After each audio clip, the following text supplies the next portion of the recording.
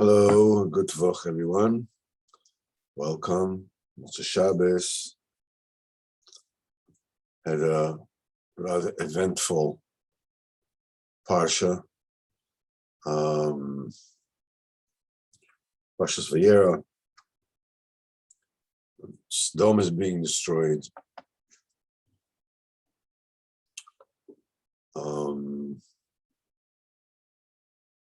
By the way, and something that I'll mention later in the session.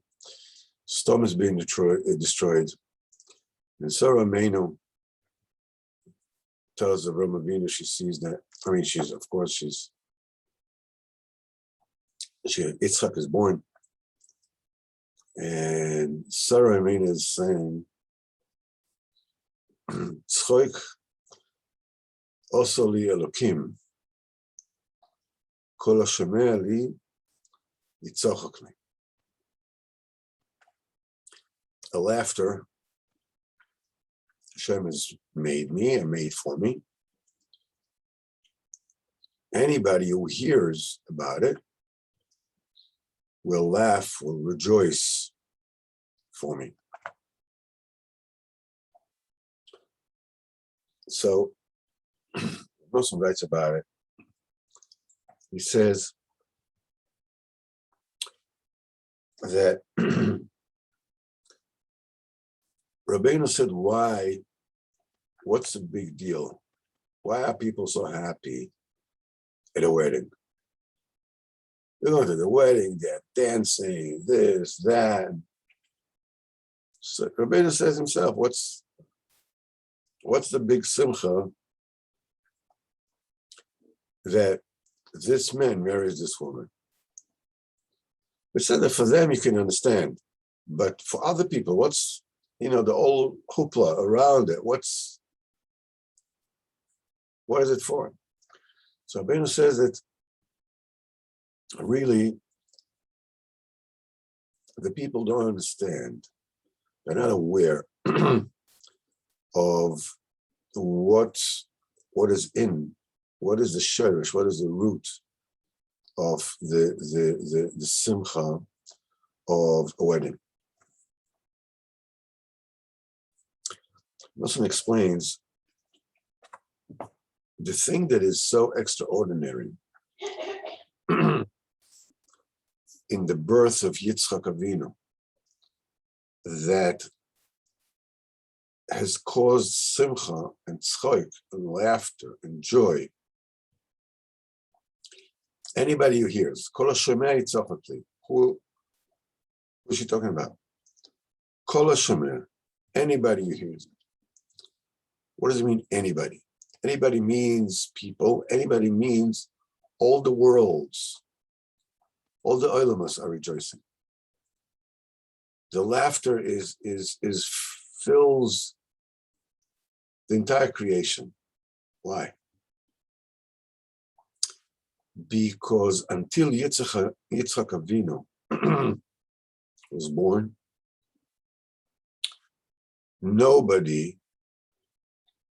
there was never a birth with such kedusha has occurred, because Adam Arishon, he ate from Eitz Hadas before he gave birth to his children. And Avraham Avinu himself was born to his father was a pagan, was a goy. But Avraham Avinu has worked on himself. And Sarah means they worked on themselves to such a degree that Avraham Avinu has gemalet himself, and they gave birth the first totally and complete Leida B'Kedusha in the annals of history. That's it. That's the first one. And that is the shirish of all Nishmas Yisrael. And later on, we see in the Akedah that the people say that, there's Akedah Yitzchak This is the Akedah Yitzchak is the founding moment of Am Yisrael, defining moment. We mention it on Rosh Hashanah. You know, this is what we read on Rosh Hashanah. So the question is, why are we making such a big deal out of this? I mean, obviously it's a great, great thing. I mean, but there were many Yidden throughout the generations. They were willing to give up their lives for HaKadosh Baruch Hu. There were many Yidden that if Hashem told them, this is what I want you to do, would have done it, you know, with Simcha. What's the, so he says that Akedos Yitzchak, that willingness of Yitzchak Avinu, to go, both him and his father, to go and sacrifice themselves with such total ratzon, has imprinted. I mean, Yitzchak is the root of all Nishmas Israel, the first birth, the Kedusha, total Kedusha. And in the Maaseh Akedah, he has stamped in the Nishmas Israel this ratzon to always come close to Kadosh Baruch Hu, to always do anything it takes in order to get close to Hashem, in order to do what Hashem wants. So, in the Maaseh Akedah, Yitzchak Avinu has planted the ratzon b'kedusha, because Lemaaseh nothing happened. I mean, Avraham Avinu did not touch Yitzchak, he did not shecht him, he did not do anything. It all happened in the level of the nefesh. In the nefesh, it's in the level of the cognitive, mysterious nefesh, and kisufim, and will, and longing to HaKadosh Baruch Hu, that is without end. This started with Yitzchak Avinu. Avraham Avinu obviously was willing to give it all. But as we said, he's not the first. I mean, he's the first, obviously, but he's not the last. And in fact, it wasn't the first time, you know, that Avraham Avinu was willing to sacrifice himself, you know, when Nimrod threw him into the fire pit. So the Mesiras Nefesh was no, but Avraham was still not a Leda B'Kedusha. It wasn't a holy birth. Yitzchak is the first totally holy birth, in between him and his father, the total give over, self-sacrifice for HaKadosh Baruch Hu. This has pumped in the Ritzonos B'Kedusha in every single Jew throughout the generations. That's the thing that keeps us. So this is where the die was cast, as they say. So, Motzei Shabbos, this Shabbos was the Yortzeit of Mori Rabbi Binyamin Zev ben Yechemia Cheshin, Zecher Tzadik Livrocha, unbelievable holy Jew. You know, maybe it's like a kedai to say some, you know, some things about him that I can testify to. I mean, there are many things, many stories that other people can tell you, but the things that I can testify, tell you, there are quite a few. I mean, my first son, Elimelech, my Bechor, had a very hard time during the first years of his life with all kinds of gastro problems. And he went through all kinds of poor baby. He had terrible. And there's nothing that they did that could possibly, nothing worked. Doctors didn't know what to do. So I called up, and Cheshin's daughter didn't have a phone in his house. And so she told him that I called, and I said, that I think that he actually came on the phone. And I told him, he saw my son. He knew my son. In fact, he was a sandik. He was a sandik of my Bechor, of Elimelech. And so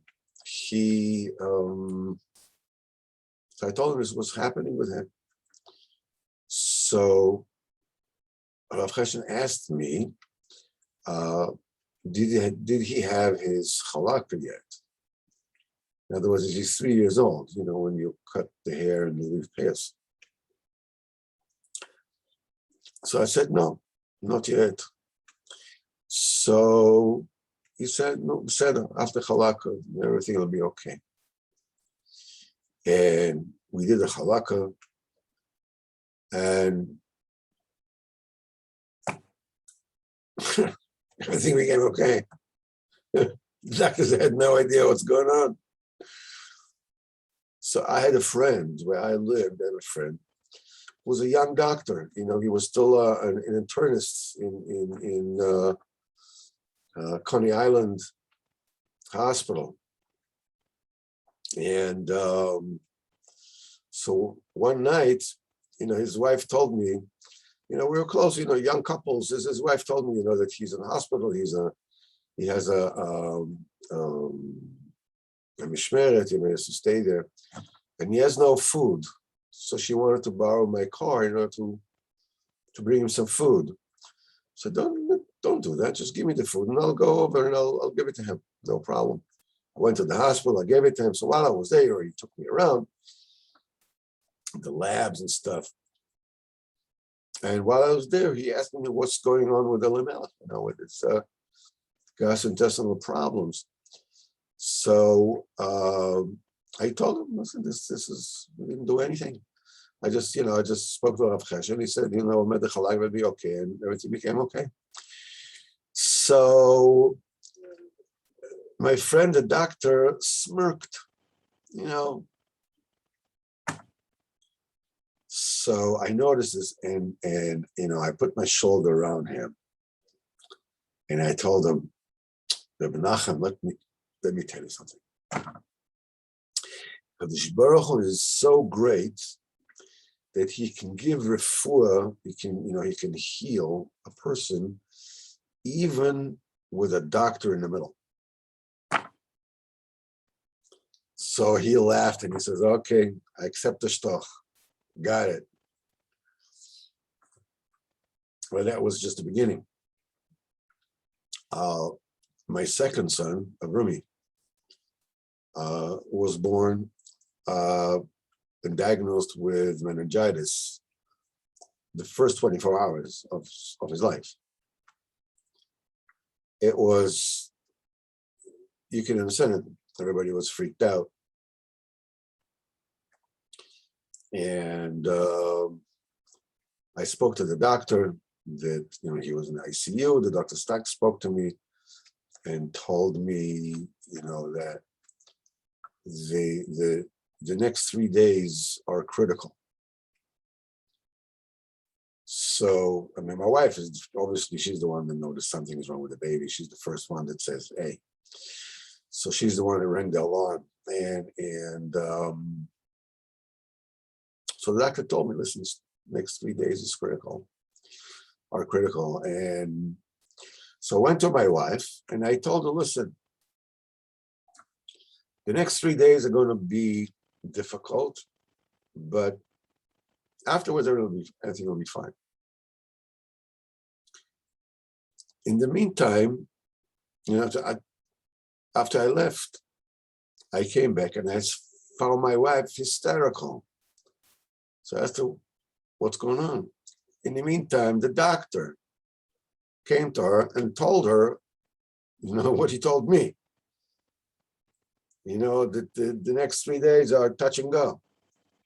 So obviously his mother freaked out. So I took the doctor aside and I gave him a psak.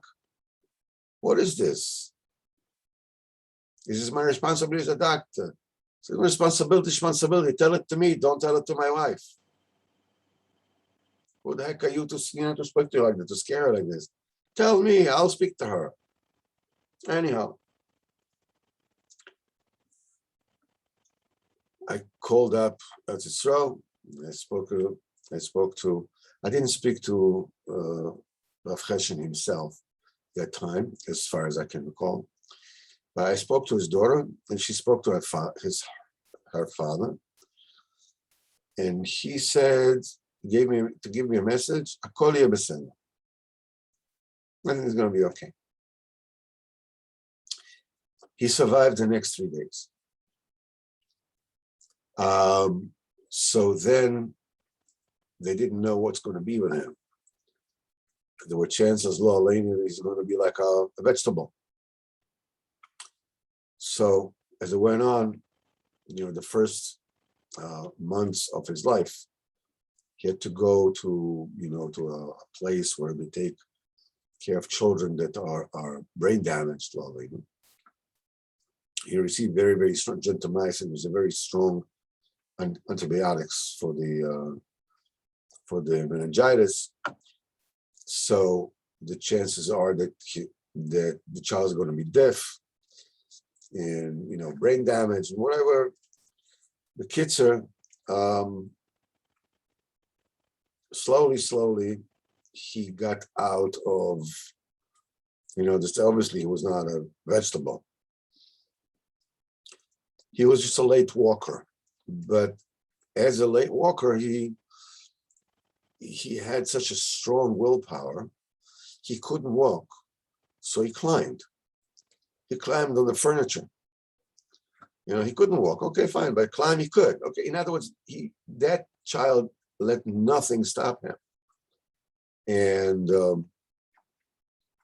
at the first opportune moment, we took him to a hearing test in New York Hospital. And because they said he's going to be deaf, and on one ear was severe hearing loss, the other ear was moderate hearing loss.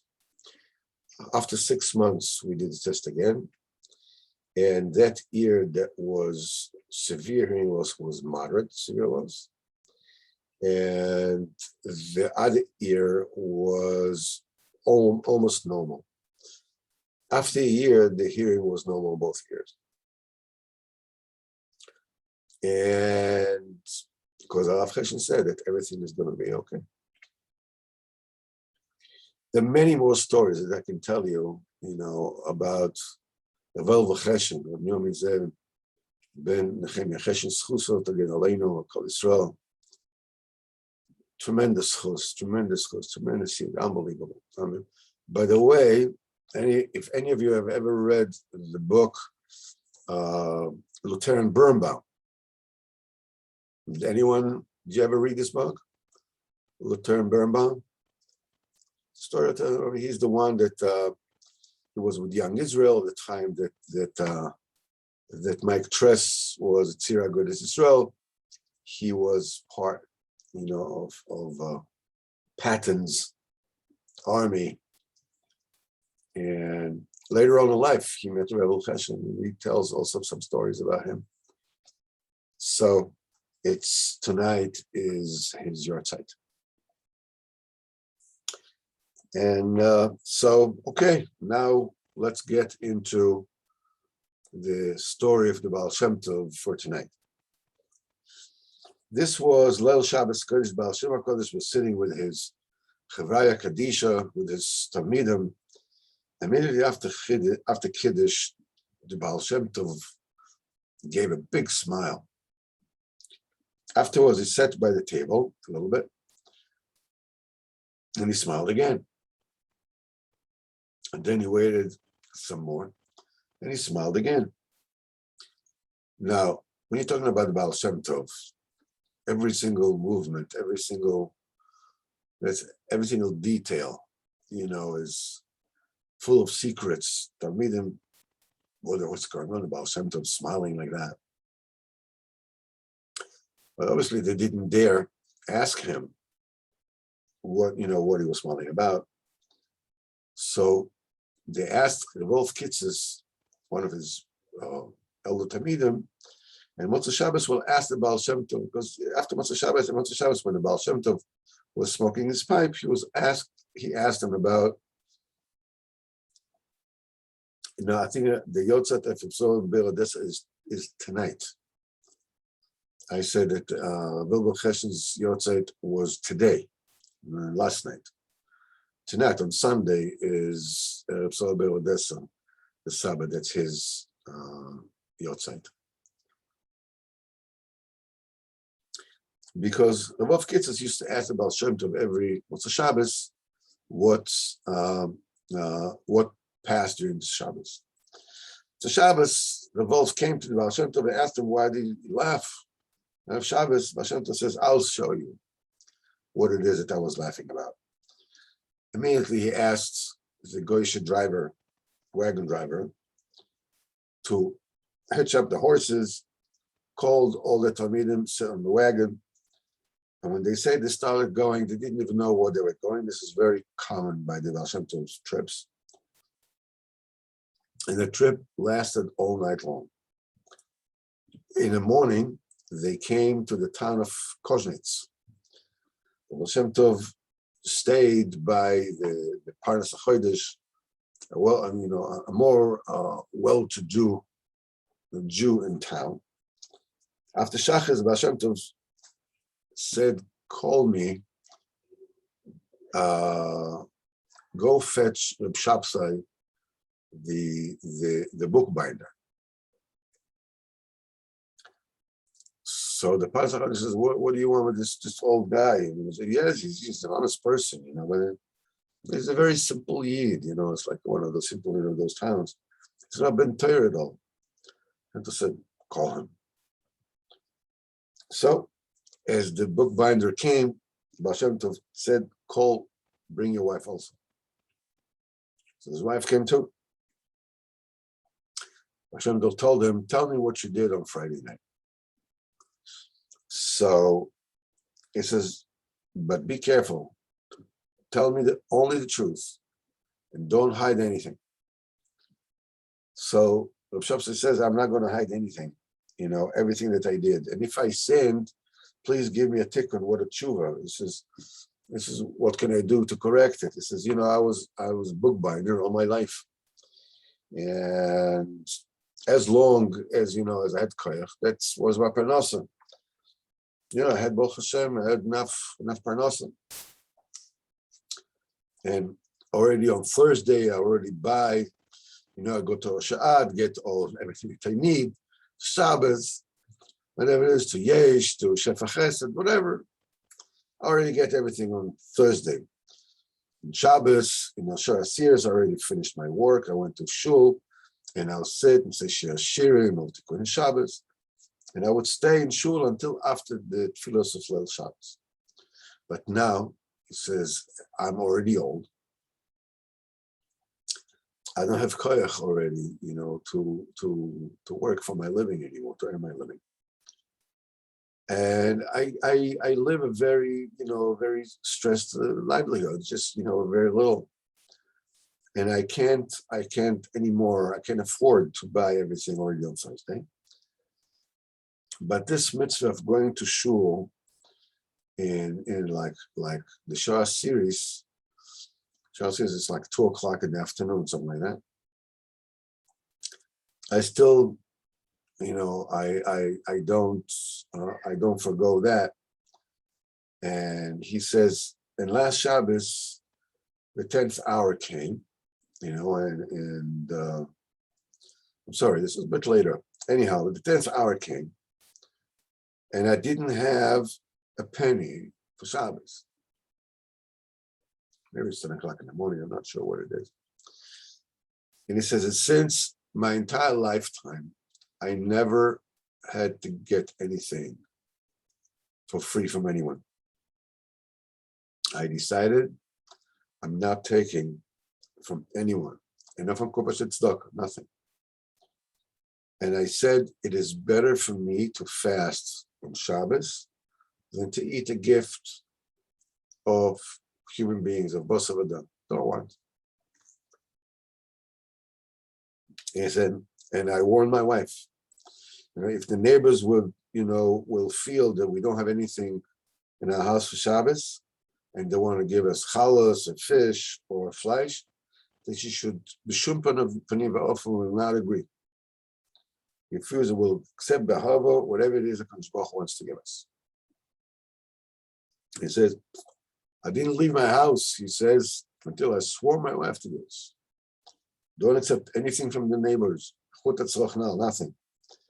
And I went, as usual, my usual time, I went to shul. And I stayed late. I didn't go back to my house together with everybody else.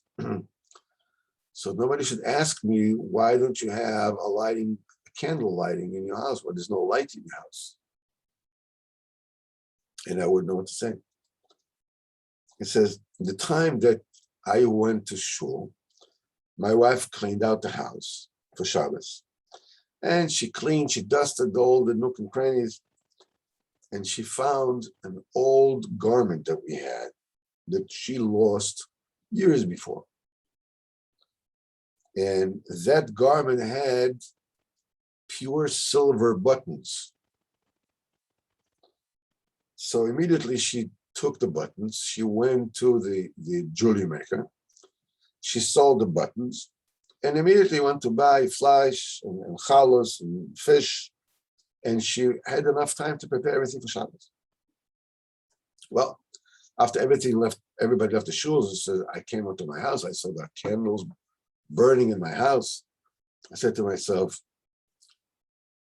my wife, Zosaleben and Gesinnt and Stark, probably did not have the strength of character, to hold on from going Shabbos without lights, without food. I came to the house, I saw the table set, everything's good. Said, I'm going to admonish her now. I'm going to upset her.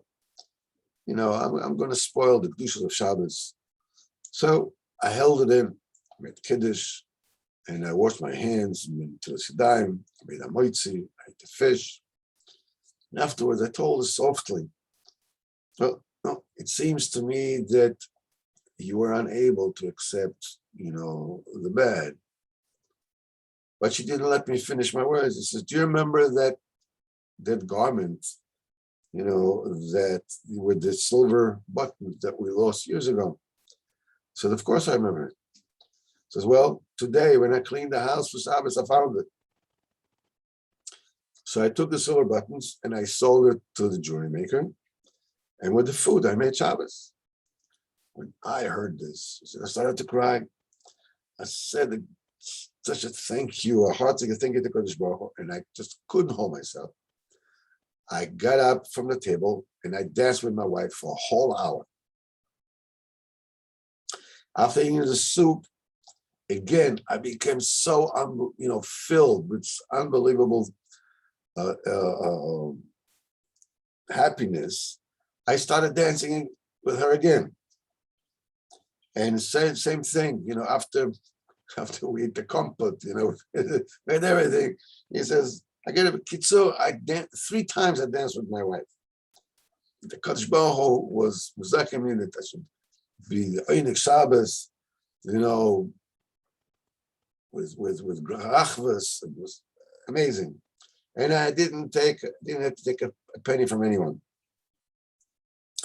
And now Abayin says, the Reb Shabbos said, if I made an aveira, if I sin with this, please reveal to me a derech tshuva, and I will do whatever it is you say. So the Baal Shem Tov turned his Talmidim. He says, when Reb Shabsai, the bookbinder, was laughing and dancing, all the Pamala Shel Mala were laughing and dancing together with him. That's why I was laughing also. So the Baal Shem Tov turned to the wife of Reb Shabtai. Says, what do you want? Do you want to live the rest of your life, with wealth and honor? Or do you want to have a son at your old age? So the woman says, we are already old people. How many years do we still have to live? What do we need wealth and honor? It's much better that we have Baruch Hashem and Eli Chesan. So the Baal Shem Tov told her, well, B'ezrat Hashem, you'll have a beser, the B'ezrat Hashem, Shona Abok Es Chaya. How fitting it is for this week's Parsha. You will have a son, and call him after me, Israel, and he will shine a great light in the Shemayim. And let me know when the child is born, and I will come to the bris and I'll be the sandik. And so it was that a year later, she gave birth to a son, and years later, he became famous as, one of the great of the generation, where this is obviously the Koznich Magid, Koznich. Rabbeinu actually took a skama for Likutim Haran from the Magid of Koznich. And as a little story about him, while we're already on the subject, that the Koznich Magid on Shabbos Bar Mincha would take out a Sefer Torah, and read the Pasha. I don't know if he was reading the Pasha, the next week's Pasha, the previous week's Pasha. I'm not exactly sure what it is that he was reading. And this story was told by the son of one of the Tzadikei Adod that spent Shabbos with him. And he said that the Maggid was there, and while he took out the Sefer Torah, they let into the room a woman that was standing by the side.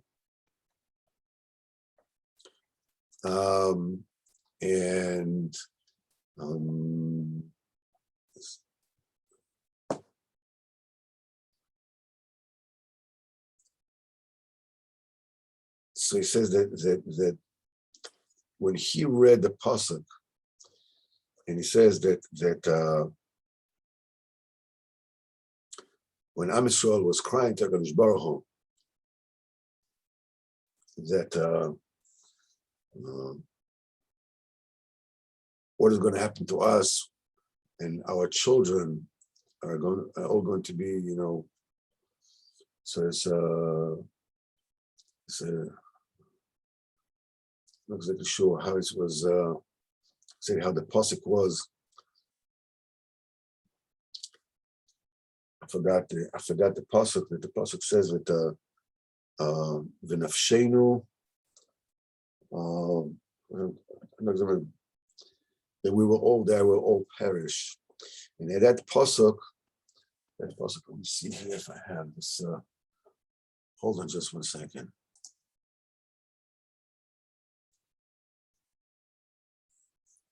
And you said, in our children, that you said that they will all die, whatever it is, and everybody will exist. And he reads the pasuk, and the pasuk is the letters Ches and Bes and Zayin. Nafshenu Labazti, or something like. So he says, he turns to this woman, he says, your name is Chaya bas Zissel? So she says, yes. She says, you came to me because you wanted, you wanted a baby, you don't have children. She says, yes. He says, that's the pasuk says, and our children, lavaz tiyeh, our nefesh, this will be, be plundered. Lavaz tiyeh. It's not Chaya bas Zissel.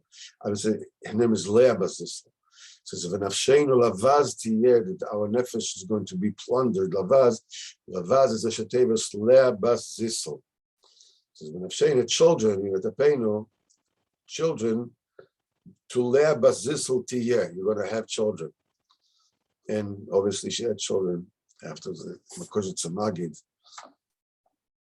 And we can actually go on and on and on with the Ma'aseh of the Kodesh Magid and what happened with Rabbeinu and the fact that the Kodesh Magid and the Choiz of Lublin and the Levitzor Bedichev made a pact together that they're going to bring Mashiach that year.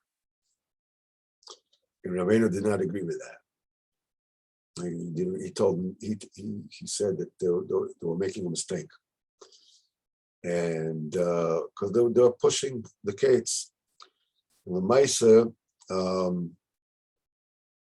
in Koznitz, the town burnt on that day when they were all going to do something together. So the town burnt. The Chosef Lublin died that year. And B'kitzur, the whole thing did not work.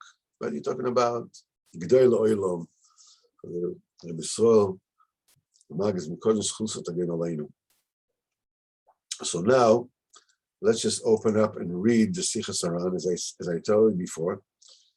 It's not saying a lot, but I have to confess that I really don't understand almost anything on this Sichos Haran of this week. But let's just read it and see what's going on. Sheba neshama la'olam, when neshama comes to this world, so the same action of this neshama, in other words, what this neshama is all about, starts to rise in the world. Kigon, even neshama shel chacham, if it's a neshama of a wise man. So chachma becomes important. It goes up and up from the day that he's born until the day that he passes away. Same thing if the neshama is neshama of malchus. Then all kinds of strategies of war, all the businesses of politics, whatever it is, become very important, become very big. Okay. According to the essence of the chokhmah of that particular neshama, that chokhmah is elevated when this neshama comes to the world. And the same thing, and it says, what is the essence of this particular malchus? Is it malchus the kedusha or malchus rasha chas v'chalila? If it's a rishus dika malchus, a good malchus, the action that neshama that typifies that neshama, it starts to become elevated and become prominent from the day that neshama comes to the world. And he says, but it's not just, it comes up throughout the life of that person, it's one equal thing. He says, because in the time of a person, there are the days of ascent, and then the days, the middle age, when Yimei Amidah, when he's standing, and then there is a decline, the days of decline. Like if his years, let's say 70 or 80 years. So a third of his days is a days of ascent. A third is a days of, basically keeping up. And the third is the days of descent. So he says, this corresponds, this is influencing the aliyah of the importance, the increase of the importance of that, whatever this neshama is about. He says for the first, third, it becomes more and more important, and in the middle third, it's standing. It keeps on the same level, and then the last third is already days of descent. So the importance of that particular inyan, chokhmah, whatever it is, goes down and down, declines. And he says, and that middle age, that is when it's the strongest. Then all the koiches are with full bore, full straight ahead. And he says, this is the opposite of the Levana. He says, it's not clear-cut 3 stages. When the Levana, when it's starting, it's very small. Then it goes and becomes bigger and bigger and bigger until it faces the sun. Then it's Pchinas Amida, that's the middle. In other words, it's just a single point. Then immediately it becomes smaller and smaller. And Rabbeinu says in this Gula of the Levana, the thing that typifies the Levana is wetness. Because the Levana is silver. Silver is chesed, chesed is mine. That's why the sea, from the day of the Levana starts, the sea starts, to rise, the more and more. It gets ever higher and higher. At the end of the month, it recedes. It becomes less and less and less. And then Rabbeinu says you should know that the diburim, the things that people speak in the world, doesn't matter if it's Yidden or Goyim, whatever it is, that's the talk of the world at that time. The more people there are that speaks about it, then these diburim become sweetened and the dinim in it are ameliorated. The Gemara says in various places, Rabbeinu uses it, as people usually say. What do we care as people usually say? I mean, what he says, no, this is a big Indian. He says, this is what is the thing that the Jews say, that the way that the child speaks is what he hears at home. So the Gemara says why, what the baby speaks in the market, this is what his parents speak at home. There are various things says a Hainu the Amri Inchi, that thing that Amri Inchi, he says, what is it? Is really a transformed Diburim of Goyim. This is Diburim of Goyim. And when it comes into Am Yisrael, that speak between themselves, the Jews speak between themselves. And what that does, that sweetens these Diburim, and that creates tremendously exalted inyanim and things. And he says the same principle works with the waters of the sea, which are very salty, and you can drink them. But when the seawater, they go through the mountains, through the sand, they're being filtered through the sands of the mountain, they're being sweetened because the sand sweetens the water, and then they're fit to drink. And Rabbeinu not explain anymore. I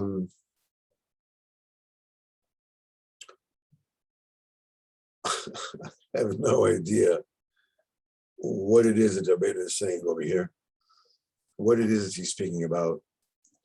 All I know that when Rabbeinu HaKadosh came into the world and the Diburim of Avodas Hashem came into the world, basically Am Yisrael has been going, until Rabbeinu, Am Yisrael has been going how should we put it? Obviously there were, periods of surges, golden ages, whatever whatever it is, in Spain and so forth and so on, and of course in Babylon, whatever. But as the generations went down and down, especially in Europe, and the Baal Shem Tov came and founded the Hasidus, and the Hasidus has enabled the people to be to come together as a group, not just be individuals here and there. This one is from or this one is not so from. But they have a Rebbe, and they come to his court, and they come to his Tishin, and they all belong. At least they are belonging. In other words, this is, you can call this the middle stage. It's a holding pattern, as it were. I'm sure, Baruch Hashem, the keeping the levush, but you can see where the Hasidus came. The Enlightenment wasn't able to gain the upper hand, because with the Lithuanians, the Misnagdim, they were able to do more, because the Misnagdim were more, dealt with things more al pi seichel. They were using seichel, they're using intellect. So with intellect, the Enlightenment was able to, to sneak in. But with the Hasidim were simple people, just Amunah. So the Enlightenment could not really, come through. And that's why they fought the Hasidim more than they fought the Misnagdim. But when Rabbeinu came along, he started the rise of the dawn of a new era. The dawn that Rabbeinu has started, it says, V'orch tzadikim ki or noga holech ad nechon hayom. The art of tzadikim progresses like the light of the sun. It becomes stronger as the days progresses until midday, that it becomes fully strong. Rabbeinu brought down the notion that it's not just that keeping Torah and mitzvahs is for everybody, the way the Baal Shem Tov put it. Until him, the Torah is for the Chacham, and everybody else is, is flotsam that just, roams around, but, we don't really look at them. So basically it became almost like two nations. Baal Shem Tov put them all together. So the Torah, the Talmidei Chachamim, the simple people all came together in Hasidic courts, and Yiddishkeit became stable, and suddenly it can drive through generations. Rabbeinu HaKodesh has begun the age of Avodas Hashem by the simplest people. The Baal Shem Tov started the new era of Avodas Hashem by the great Talmidei Chachamim. The Talmidim Baal Shem Tov were, they got to Madregas, because basically what the Baal Shem Tov did, he took the Kisra Arizal and he made it into a practical system of Avodas Hashem. So suddenly people got to Madregas with the Kerch of the Baal Shem Tov, that, from the days of the prophets, there were, such great people. Shmelke of Nikolsburg, one of the Talmidim of the Magid, he said, if they would have called him Shmuel instead of Shmelke, he would have been able to reach the Madrega of Shmuel Navi. You're talking about tremendous Madregas. But these were the guys that were few and far between. With Rabbeinu has taken this down to every single Jew. I mean, you go to any Hasidic court, the Rebbe is on top. Baruch Hashem, there's a Karat of Chachamim, but it's like an army. You have a Shivas, you have this, you have Beis Din, whatever it is. Then there's everybody, that come along, take Shirayim, whatever. That's the way it usually goes. But Rabbeinu, there's no such thing. Rabbeinu is the is Avodas Hashem for every single person, every single Jew. So in the very beginning, everybody knew Rabbeinu as a Kodesh Kodeshim, whatever it is. But the system, the people looked at the whole Breslev Hasidus as madness. What do you mean everybody's supposed to be an Oved Hashem? What are you screaming and davening and going, explain to those, what's wrong with you? And they went against them and snugness, whatever it is that, and as the generations went on up to a certain point, then the light of Rabbeinu became stronger and stronger. Before the Second World War, practically the entire Poland was ripe for Breslev Hasidim. But they said if Second World War hadn't happened, the entire Poland would have become Breslev. But Havim Adahava. And when they came to Eretz Yisrael, obviously there was just a few people, few and far between. The people called them Toite Hasidim, the dead Hasidim. And there was the generation that started the new era was a generation of Cheshin and of Saba Odessa that started to, Cheshin was the first that went around and gave shiurim in different places to simple. Everybody else, was over the Shem. We're talking about the set mass sharm, whatever it is, and they sat and they saw the Kodesh Baruch Hu. And at night they went to the feld, Chatzois, went to the Koisel, whatever it is. They did whatever it is. Averis HaKodesh. But to go out and to give shiurim in the Kutim Haran, to simple people in the shul of shoemakers and the shul of the, I don't know, whatever. I met him in one of such a shul, all kinds of mishmash of people, fry people, from people, yeshiva people, everybody together. And he opened up and he would dash and was given dash. He was the first one to start. I'm sorry, this, of course, he's the first one. His people were the one that they let the entire Am Yisrael, and not people in Eretz Yisrael, know that there is a Reb Nachman. People started seeing graffiti everywhere. Nachman. Nobody knew what the heck that is. It's like anybody went on bridges, on rocks, or whatever it is. Nachman. What is going on? And going on with it. You see the vans that are going anywhere, wherever it is, you feel a van of the Nanach. People are going around. They think that they're weird, but everybody's happy. Did you notice that? If you ever went to Tel Aviv or whatever it is, and everybody's going, and everybody's in his own Indian, he's upset about this, upset about that, there's a Bennett, Netanyahu, whatever it is that they're upset about, I don't know, but suddenly there's a van, and they're blasting, Nachman. So you see the fried people, they're smiling. At the beginning, they're smiling because as if they're laughing at them, but it's not so. They're not laughing at them. They're happy. Actually happy. Why not be happy a little bit? Oh, Hashem. To be tzaddikim, last week, I don't know if it was Thursday or whatever it is, Wednesday, Thursday with the Yortzeit of Shlomo, right? Shlomo Kalabach. It was his Yortzeit. So, oh, Hashem. We have things going. We have things happening.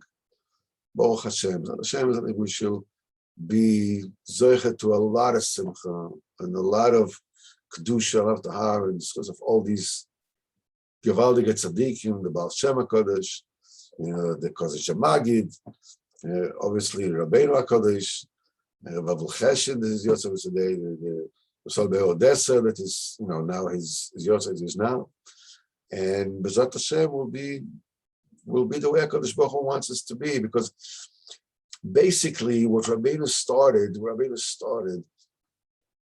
is for regular Yidden to look at Avodas Hashem as that's my goal.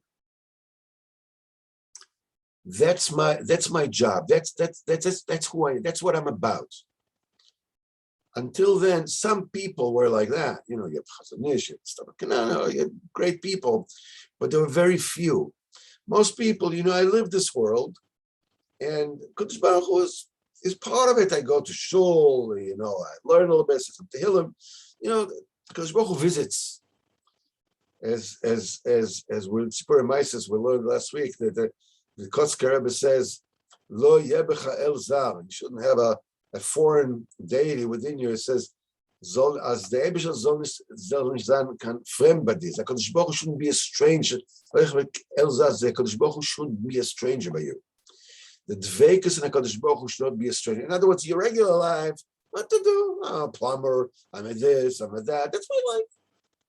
Every once in a while, I have a visit. Because Baruch Hu visits me, but he's a foreigner. He's a visitor. But regular life is like, no. Rabbeinu says, no. That's our lives. So you're talking about Shmuel Shapir, you're talking about Baal Cheshin, you're talking about the people in this generation as well. You have people, this Rav Arush, whatever it is. These are all people that Avodas Hashem is their mahus. This is whatever. That's a profession. That's just there's no other tachas in this world. Other than that, that's just it. Oh Hashem, I'm not going to tell you anymore. Not Hashem, I'll see you all on Monday, Sipurey Maisis.